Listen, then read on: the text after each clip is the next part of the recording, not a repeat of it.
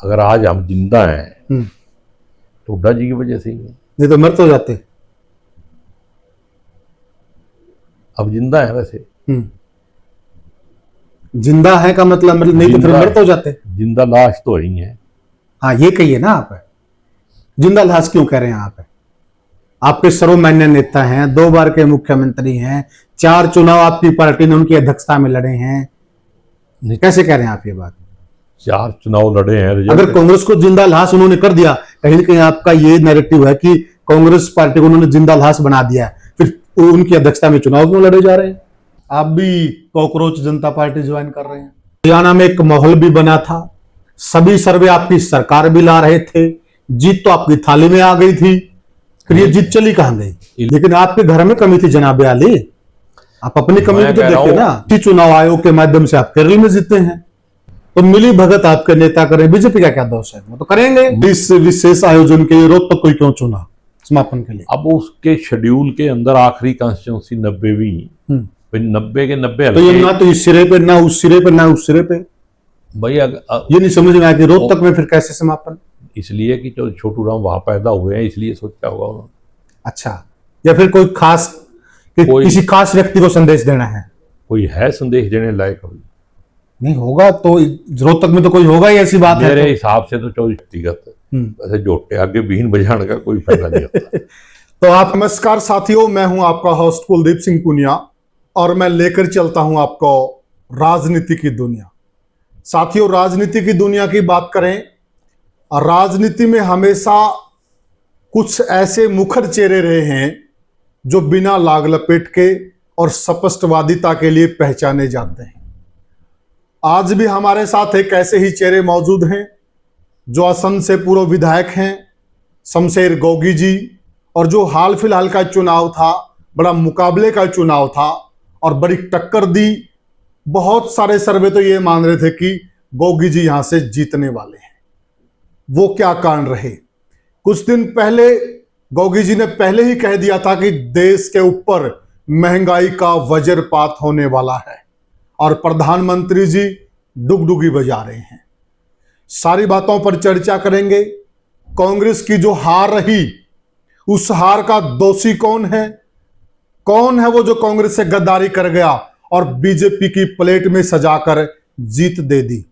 सारी बातों पर चर्चा करेंगे। तो सबसे पहले तो शमशेर गोगी जी, ग्रामीण भारत मंच पर आपका स्वागत है। धन्यवाद आपका।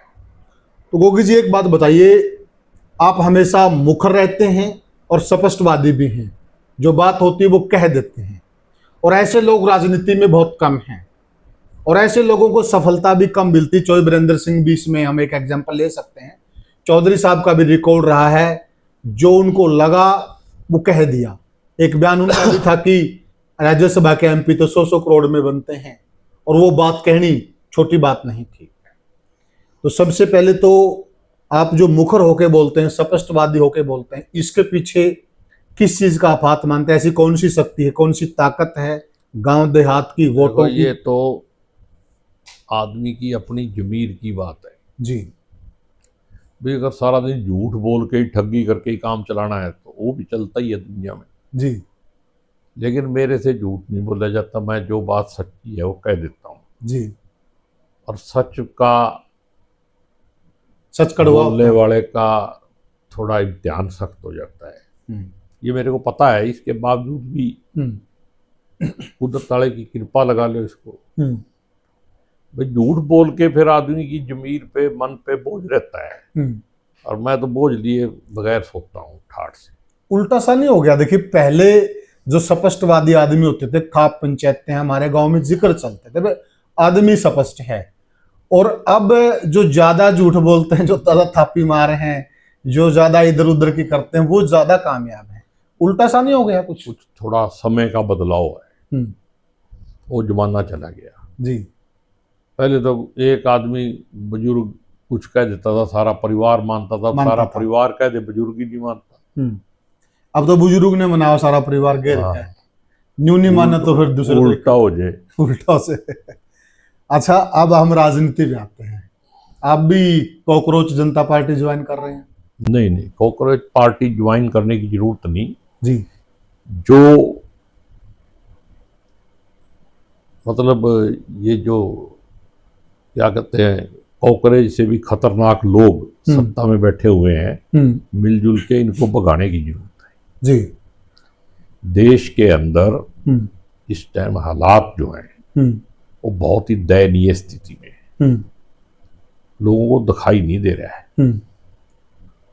आप हर रोज देख रहे हो भाई, कोई मंत्री, कोई प्रधानमंत्री, कोई मुख्यमंत्री बिना धर्म के कोई बात ही नहीं कर रहे।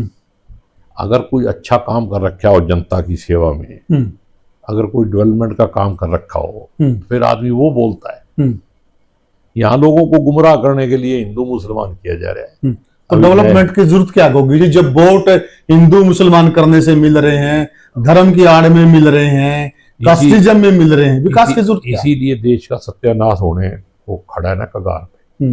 काकरोच की बात कहां से आई?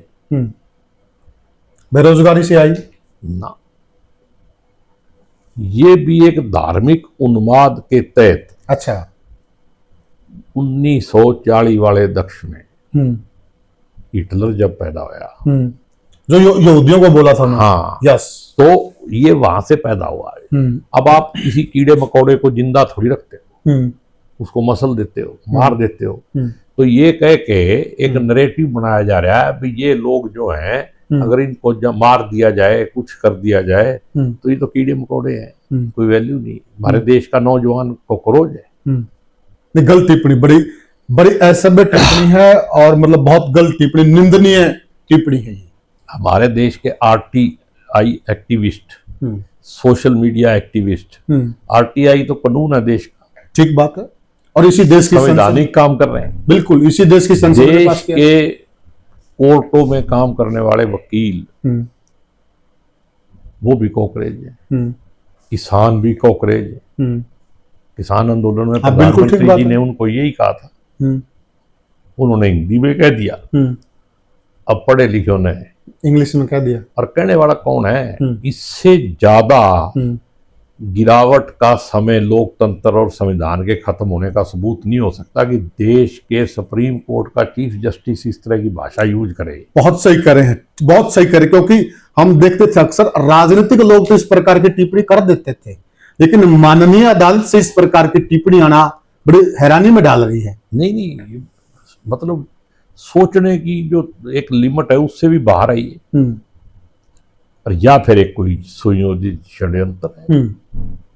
लोगों में एक मैसेज दे दो कि इनको मारने से भी कानून पे कोई फर्क नहीं पड़ता, और ना आपके ऊपर कोई मुकदमा चलेगा, लोगों को मारो, कीड़े मकोड़े नहीं रहने चाहिए यहाँ समाज में।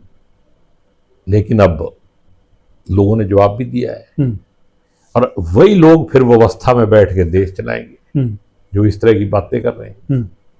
देखिए गोगी जी, एक बात मैं आपको और बताता हूँ, बताइए।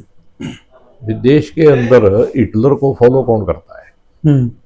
डेमोक्रेसी को फॉलो करने वाले बहुत हैं, लेकिन एक स्पेशल विचारधारा है यहाँ जो धर्मांता पे, आडंबर पे चलती है। आरएसएस की विचारधारा धर्म पे नहीं चलती। बिल्कुल, वो हिटलर के फॉलोअर हैं, उनकी किताबों में लिखा हुआ है। तो उसी विचारधारा का कब्जा अगर सुप्रीम कोर्ट में हो जाएगा, तो फिर अभी जो बंगाल का इलेक्शन हुआ या दूसरे इलेक्शन हुए, वहां सुप्रीम कोर्ट का एसआईआर में क्या रोल था? 27 लाख लोगों को कह दिया कि अगली बार वोट डाल देना। तो देश तो गुलाम हो चुका है। साथियों देखिए, जो सम्मानित कोर्ट है उसका आदर हम भी करते हैं, गोगी जी भी करते हैं।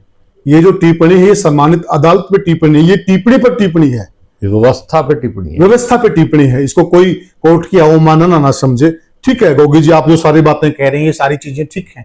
इलेक्शन के दौरान भी आप लोगों ने ये बात कही थी, हरियाणा में एक माहौल भी बना था, सभी सर्वे आपकी सरकार भी ला रहे थे, जीत तो आपकी थाली में आ गई थी, फिर ये जीत चली कहां गई? इलेक्शन के दिन ही मुख्यमंत्री ने कह दिया था कि हमने सारा इंतजाम कर लिया, सारी व्यवस्थाएं कर ली हैं, कहा था ना। तो क्या व्यवस्था प्रेस के सामने थी, वो बताया तो नहीं कि क्या व्यवस्था करी है। ये व्यवस्था करी, एक पॉइंट मैं बता देता हूँ, कमियां तो कई होंगी।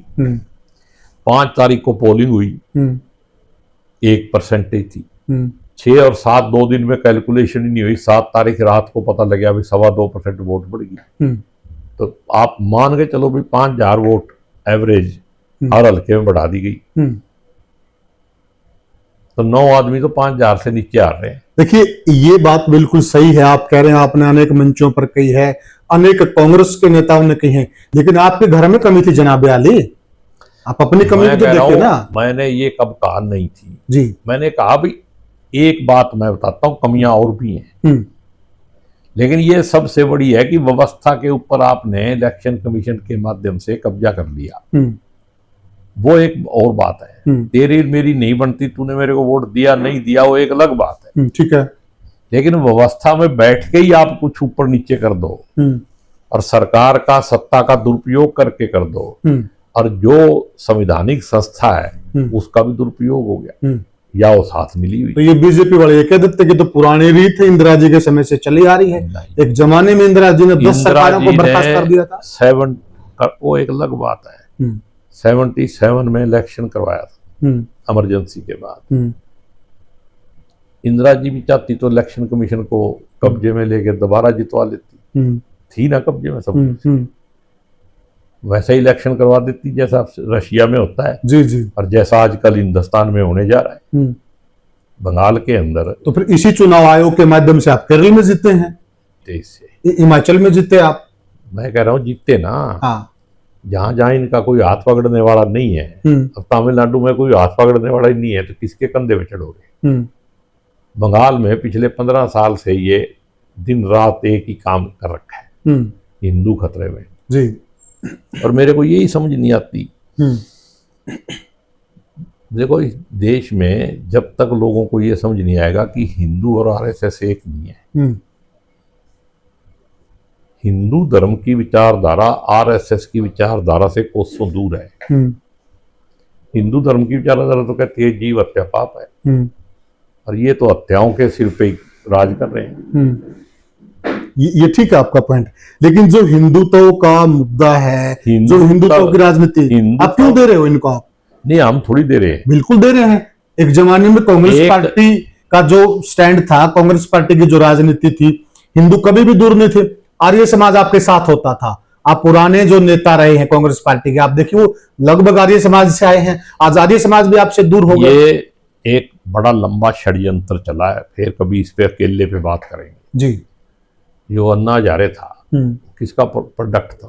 आरएसएस। एक देश के अंदर नैरेटिव बनाया गया। अब लोग मनमोहन सिंह को याद कर रहे हैं 12 साल के बाद। कुछ लोग केजरीवाल को भी कहते हैं आरएसएस का दूसरा आज है। मैं आज भी कहता हूँ। तो फिर आप लोगों ने उनको सरकार में क्यों भेजा? सबसे पहले समर्थन आपने किया था दिल्ली में जब उनके 28। वो एक अलग बात है, वो एक संवैधानिक सिस्टम को जिंदा रखने के लिए कई बार ऊपर नीचे होता है, क्योंकि जो एक एडमिनिस्ट्रेटिव सिस्टम है वो क्लैप्स ना हो तो उसको रखना पड़ता तो बड़ी चूक कर लिया आपने, तो फिर वो अगली बार 2 बार प्रचंड बहुमत और कांग्रेस का सुपड़ा साफ हो गया। राजनीति में चूक होती रहती, सारी कांग्रेस को खा गया, वो चूक होती रहती है। यही पंजाब में हुआ आपके साथ। आप पंजाब में तो आप पार्टी तो कांग्रेस का ही वोट बैंक गया ना, सारी कांग्रेस को ही तो खाया है। वो खाया जरूर है, लेकिन पंजाब में अकाली दल और कांग्रेस के खिलाफ लोगों ने मन बना लिया था भी इन्होंने बहुत लूट लिया, बहुत अत्याचार कर लिए, एक बार तीसरे को देखो, फंस गए लोग जी। अब वही लोग रो रहे हैं ना। ये तो हुड्डा जी बुद्धिमानी करेंगे, नहीं तो हरियाणा में भी वो गठबंधन कर रहे थे और देर सवेर फिर यहाँ भी आपको वो खाते हुए चलते। नहीं, हुड्डा जी की बुद्धिमानी से तो आज हम सत्ता से जिंदा है, बुद्धिमानी मानेंगे आप इसको? मैं कह रहा हूं, मैं जो कह रहा हूं वो आप समझ लो, जनता भी समझ लेगी। अगर आज हम जिंदा हैं तो हुड्डा जी की वजह से ही है, नहीं तो मर तो जाते। अब जिंदा है, वैसे जिंदा है का मतलब नहीं तो फिर मर तो जाते। जिंदा लाश तो ही है। हाँ ये कहिए ना आप, जिंदा लाश क्यों कह रहे हैं आप? आपके सर्वमान्य नेता हैं, 2 बार के मुख्यमंत्री हैं, 4 चुनाव आपकी पार्टी ने उनकी अध्यक्षता में लड़े हैं, कैसे कह रहे हैं आप ये बात? 4 चुनाव लड़े हैं। अगर कांग्रेस को जिंदा लाश उन्होंने कर दिया, कहीं ना कहीं आपका ये नैरेटिव है कि कांग्रेस पार्टी को उन्होंने जिंदा लाश बना दिया, फिर उनकी अध्यक्षता में चुनाव क्यों लड़े जा रहे हैं? अब होली है, जितने होने थे, आगे क्या होगा देखते हैं। जो पीछे हो गया, और रोने से तो मसला हल नहीं होगा, कुछ करने से होगा। क्या उम्मीद है अब?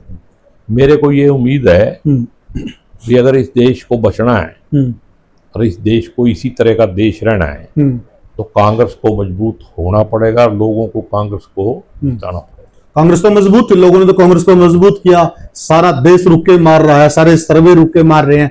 आपने भी कहा है, बहुत सारे लोग मानते हैं, जनता तो थी ना आपके साथ है, आप तो विजयी होने वाले थे। मैं कहता हूँ आज ही आप बैलेट पेपर पे रेफरेंडम करा लो, आज भी कांग्रेस जीतेगी।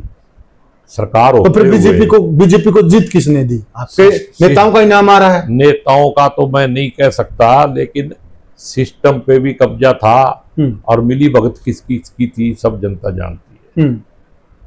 फिर कांग्रेस सुनिए, वो गाना सुना ना आपने, ये जनता है सब जानती है, सब जानते हैं, धीरे धीरे उसका समाधान।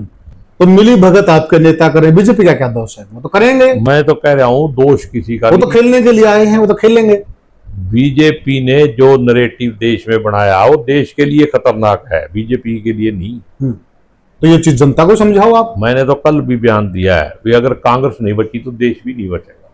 अच्छा, ये आप बड़ी बात कह रहे हैं, ये एक नई चीज कही आपने। दावा है मेरा, कांग्रेस को बचाना, देश को बचाना। हाँ, ये कह रहे हैं आप। कांग्रेस ही देश का प्रारूप है।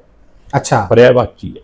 अच्छा, लोग तो कॉकरोच पार्टी ज्वाइन कर रहे हैं, वो कह रहे हैं कि कॉकरोच पार्टी में विकल्प बनेगी और इनको सत्ता से बाहर फेंकेगी। आप कांग्रेस की बात कर रहे हैं। कॉकरोच पार्टी एक रिएक्शन है। किस चीज का रिएक्शन? सत्ताधारियों द्वारा, सत्ता में बड़े बैठे बैठे लोगों के द्वारा जो बदजबानी की गई है, उसका रिएक्शन। वो भी ठीक है, बात ठीक है। वो भाई अगर आप किसी को गाली दोगे तो क्या करेगा वो? ये फिर मजबूत कौन है, कॉकरोच पार्टी या कांग्रेस पार्टी? किसको बचाएं? जनता किसके साथ? कांग्रेस ही देश का पर्यायवाची है, मेरी बात को समझ लो आप। तो फिर कॉकरोच पार्टी को लोग ज्वाइन करें दड़ल्ले से। यार ये 2 दिन में कॉकरोच पार्टी ज्वाइन करना, एक वो तो सत्ता में बैठे हुए लोगों के खिलाफ एक। आपके हरियाणा के विधायक ने, पता है क्या आपको, आपके एक हरियाणा के चुने हुए विधायक ने कॉकरोच पार्टी को ज्वाइन कर लिया। कौन से ने? अर्जुन चौटाला ने। ऐसे देखो, जगह ढूंढ रहे हैं बेचारे, जगह ढूंढ रहे, जगह आप ही कह रहे हैं कि वो रिएक्शन है, विकल्प है। जिस तरीके से कॉकरोच का रिएक्शन आया है वो किसके खिलाफ है? सत्ता के खिलाफ। बस, और सत्ता के खिलाफ भी नहीं कह सकते। बाकी की बातों के लिए कोर्ट की टिप्पणी है। नहीं, कोर्ट की सत्ता की टिप्पणी तो नहीं है ये। कोर्ट की टिप्पणी नहीं है ये।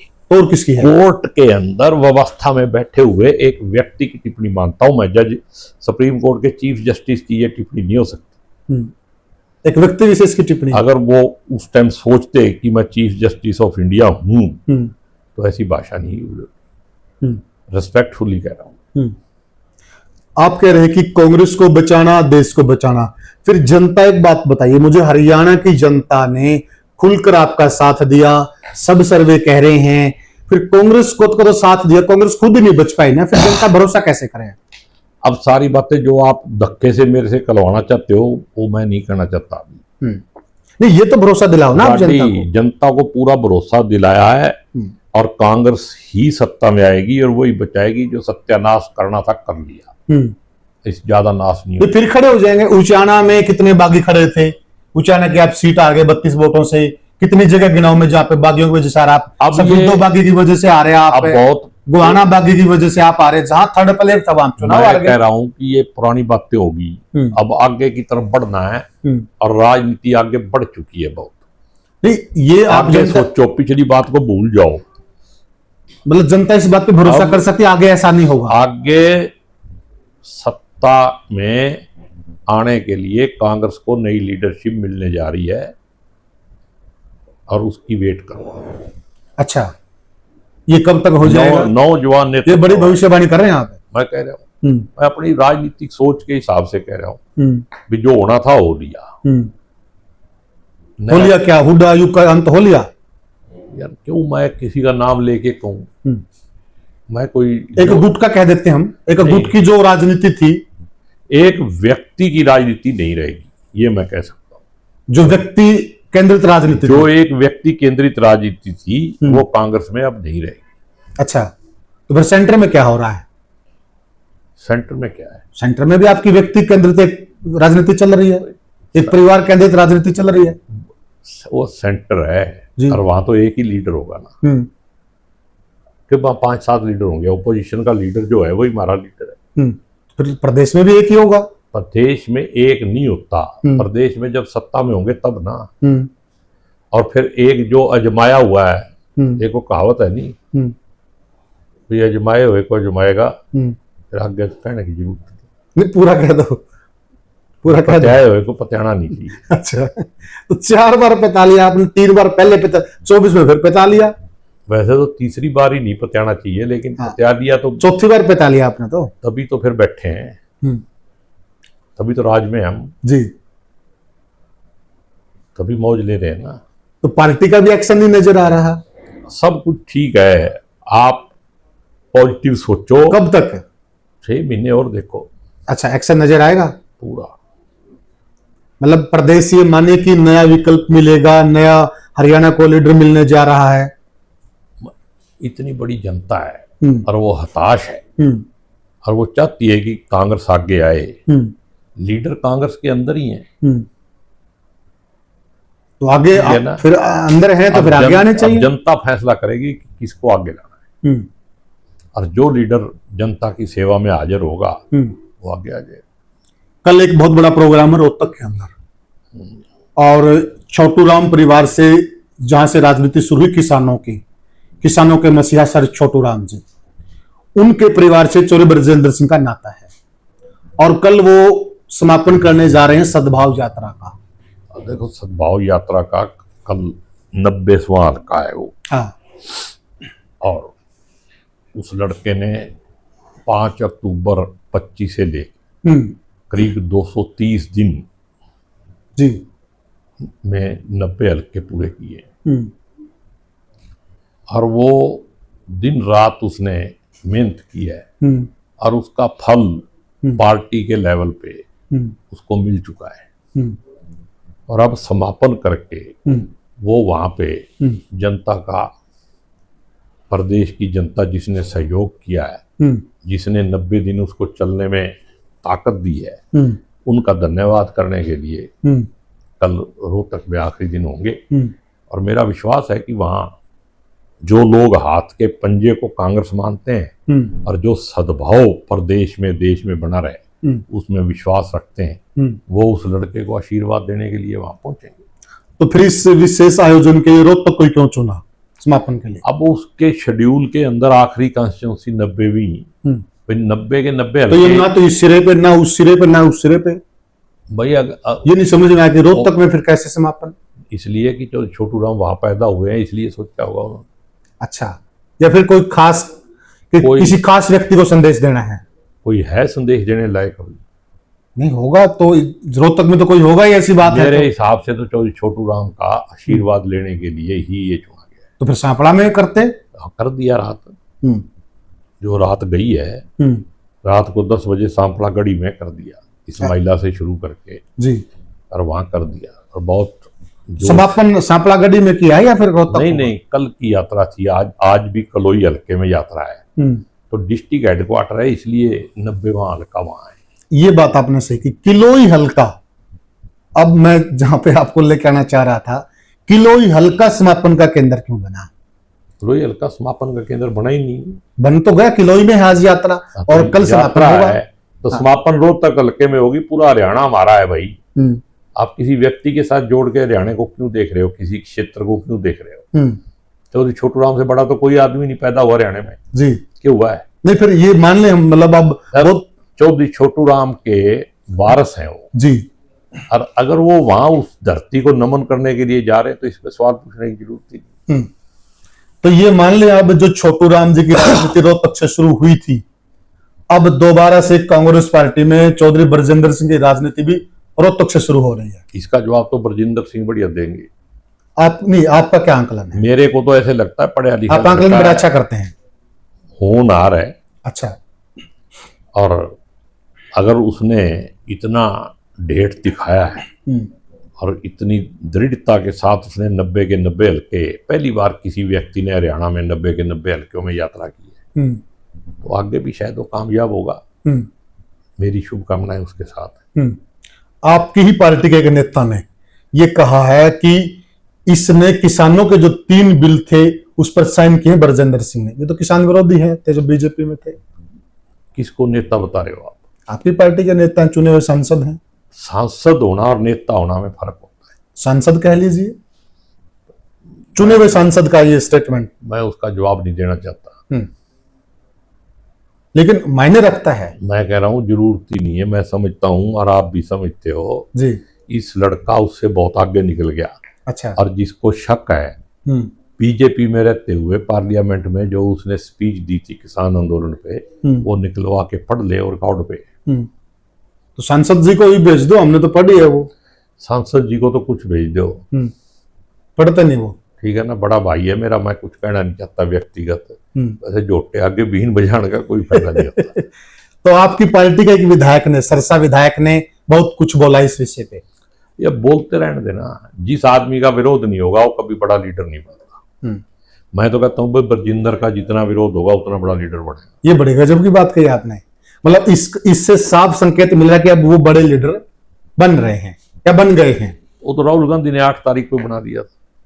अच्छा, आगे वो किस डगर पे चलेगा, कैसा व्यवहार करेगा, दूसरों के साथ कैसा मेल भाव सद्भाव रखेगा, सद्भाव के नाम पे, सद्भाव यात्रा के नाम पे उसको जो इनाम देना था वो राहुल गांधी 8 तारीख को गांव में दे गया। अच्छा, कुछ लोग ये भी कहते हैं कि सबसे पहले तो सद्भाव यात्रा कांग्रेस में होनी चाहिए, आपस में नेताओं का सद्भाव नहीं है। कोई नहीं, ये सद्भाव यात्रा की ताकत थी कि गुरुग्राम में सारे नेता एक मंच पे थे। तो वो ये भी कह रहे थे कि ये तो आधिकारिक यात्रा नहीं है, ये तो निजी यात्रा है। फिर वहां क्या राहुल गांधी ने क्या कहा? ऑल इंडिया कांग्रेस भी आपके समर्थन में है, प्रदेश कांग्रेस भी आपके समर्थन में है और मेरी भी फुल सपोर्ट है। इसके अलावा कोई कांग्रेस है तो मेरे को बताओ आप। तो कल कोई बड़ी घोषणा हो सकती है, कोई बड़ा नेता? नहीं, कल तो कुछ जो पुराने एक्स प्रेसिडेंट जो बुजुर्ग हैं कांग्रेस जो जिंदा हैं, शायद 10 लोग हैं, 2 कार्यकारी अध्यक्ष हैं और 8 जिंदा कहाँ है? आपने कहा तो सब जिंदा लाश है कांग्रेस में। तो नहीं, वो एक बात, अपने हर चीज का अलग अलग संदर्भ है, ठीक है। और उनमें एक वो भी है जिन्होंने इनको जिंदा लाश बनाया सबको, ऐसी वो भी प्रदेश प्रधान रहे कांग्रेस। आप कह रहे हो ना भाई, थोड़ा थोड़ा तो सबका सोच के चलना चाहिए। कांग्रेस है ये, कांग्रेस का मतलब इकट्ठ, जैसे मुट्ठी बंद होती है ना, ये कांग्रेस है। अगर ऐसे हो गया तो ये हाथ है, अगर ऐसे हो गया तो ये पंजा है। और जिस दिन पंजे को कांग्रेस मान लोगे फिर उसके बाद किसी चीज का कोई खतरा नहीं। आएंगे वो कल सम्मान लेने के लिए? मैं कैसे बता सकता हूँ, मैं जाऊंगा। प्रदेश अध्यक्षों को सम्मान मेरा कोई सम्मान करे, पूर्व प्रदेश अध्यक्षों को सम्मान करें, वो करेंगे। जो मौके के अध्यक्ष हैं, चौधरी बरिंदर सिंह जी ने डिक्लेयर किया है कि राव नरिंदर सिंह जी उनका सम्मान करेंगे। तो सभी कुछ बातें ऐसी हैं जिनका जवाब वही दे सकते हैं, मैं तो सुनी सुनाई बता सकता। तो क्या माने, सभी पूर्व प्रदेश आएंगे प्रदेश अध्यक्ष? देखो, आना चाहिए। कौन कौन है? फूलचंद मलाना जी बीमार है, बलबीर पातशाह भी थोड़े ढीले हैं, बुजुर्ग हैं, धर्मपाल मलिक भी ढीले हैं। 3 तो ये हो गए। एक तो बरिंदर सिंह जी आएंगे, मेरे को पूरी उम्मीद है कुमारी शैलजा भी आएंगी जी। 2 और हो गए। उदयभान जी को आना चाहिए। अशोक तंवर है और एक प्रधान और है, वो भूपिंदर सिंह हुड्डा है। सबके और 2 वर्किंग प्रेसिडेंट हैं, कुलदीप शर्मा जी और एक रणदीप सुरजेवाला जी। कौन कौन एक और भी नहीं, शायद वो पार्टी से निकाल दिए क्या? वो भी तो वर्किंग प्रेसिडेंट थे आपके, गुर्जर जी, रामकिशन गुर्जर जी। वो जो मौके वाले की नहीं बात हो रही, जो पुराने। तो बाकी कल शाम को बता देंगे कौन कौन आया। बयान ये था चौधरी साहब का कि ये सबको बुलाया है और ये सारों का सम्मान, उनको सम्मानित करने का जो काम है वो मौके के प्रेसिडेंट राव नरिंदर जी का है। एक अच्छा संदेश जाएगा वैसे इस चीज से, इस कार्यक्रम से, नो डाउट। ये वहां का कार्यक्रम है क्लोजिंग का। बाकी कल पता लगेगा। मतलब वैसे एक ओपन प्रेस कॉन्फ्रेंस से न्योता या पर्सनली फोन भी किया है? मेरे ख्याल में तो बहुत ज़्यादा फोन करने की जरूरत नहीं। जो हाथ के पंजे को कांग्रेस मानता है, उसमें विश्वास रखता है, सद्भाव में विश्वास रखता है, वो पहुंचेगा। अच्छा, एक चीज थोड़ा सा सब दर्शकों के दिमाग में है, जब ये यात्रा शुरू हुई, इस यात्रा में हमने 2-3 बार सुना है, बड़े चौधरी के मुंह से भी सुना, छोटे चौधरी के, कि राहुल गांधी जी से पूछ के यात्रा शुरू की थी। हाँ, उनसे अनुमति ली थी। सच है। खड़गे जी से अनुमति ली थी। सच है। जब उनसे अनुमति ले ली थी तो फिर क्या इनको मैसेज नहीं मिला क्या हरियाणा के नेताओं को? ये आधिकारिक क्यों कहते रहे, क्यों नहीं ये कहते रहे कि निजी है? अगर पहले मैसेज नहीं मिला तो 8 तारीख को मिल गया। और ये बात भी शुरू से ही वो कह रहे थे कि राहुल गांधी जी ने कहा कि मैं यात्रा के आखिर में ज्वाइन करूंगा। करी ना। तो अगर ये सच हुई है तो पहले वाली भी सच होगी।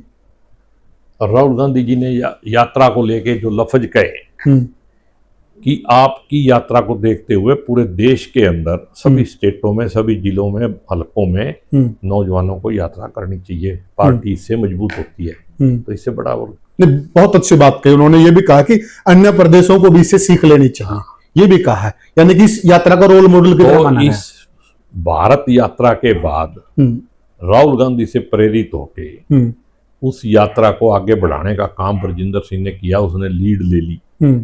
अब जो भी आगे यात्रा करेगा उसके साथ ऑटोमेटिकली ब्रजेंद्र सिंह का नाम जुड़ता चला जाएगा। अभी उसको देख के कर रहा है। अगर मान ले कल को मैं भी करता हूँ, लोग यही कहेंगे यू भी ब्रजेंद्र ने देख। फिर बड़े सबसे बड़े नेता हैं कांग्रेस पार्टी के राहुल गांधी जी, उसके बाद आपके राष्ट्रीय अध्यक्ष खड़गे जी, बड़े हुए हैं भाई। और उनकी सब अगर उस हिसाब प्रोटोकॉल के हिसाब से खड़गे जी बड़े हैं, लेकिन खड़गे जी हमारे अध्यक्ष हैं। हाँ, राहुल गांधी जी हमारे नेता हैं। लेकिन दोनों ने जब परमिशन दे दी और ये लोग शामिल नहीं हुए तो फिर बड़ा कौन हुआ? बड़ा राहुल गांधी था या फिर राहुल गांधी ने उनकी शंका दूर करके ब्रजेंद्र सिंह को बना दिया? ये बड़ा सवाल है ना। मतलब जो बड़े अपने आप को मानते हैं वो आए नहीं। मैं कहता हूं अब 8 तारीख से पीछे की बात भूल जा। 8 तारीख को राहुल गांधी ने बड़ों के सामने ही उसको बड़ा बना दिया। बात खत्म। तो कितने दिन बाद मानूं मैं जो हम बात कर रहे हैं, हम बैठे दोनों पॉडकास्ट करें और फिर हम इन्हीं बातों पे चर्चा करें। देखिए पुनिया जी, मैंने कहा था अब 27 में करेंगे। 27 में हम उम्मीद करते हैं साथियों की 27 में जो भविष्यवाणी गोगी जी कर रहे हैं, और मुझे भी बड़ा आनंद आएगा। मैं तो चाहता हूं कि गोगी जी की भविष्यवाणी सच हो। और एक अच्छी बात ये कह रहे कि जो बीतती ताही बिसारी दे, यानी कि जो बीत गई उनको बिसारी दे। लेकिन इसमें सबसे बड़ी दिक्कत यह है कि देखिए अगर ऐसा हो रहा है तो फिर आपकी पार्टी में कार्रवाई क्यों नहीं होती है? राहुल गांधी जी ने परमिशन दे दी, खड़गे जी ने परमिशन दे दी, यहां परमिशन लागू नहीं हो रही है, फिर कार्रवाई क्यों नहीं हो रही है? ये थोड़ा संशय में डाल। सब हो जाएगी। हमारी पार्टी में डेमोक्रेसी है, अब लोकतंत्र में विश्वास रखते हैं, यहाँ तानाशाही नहीं है।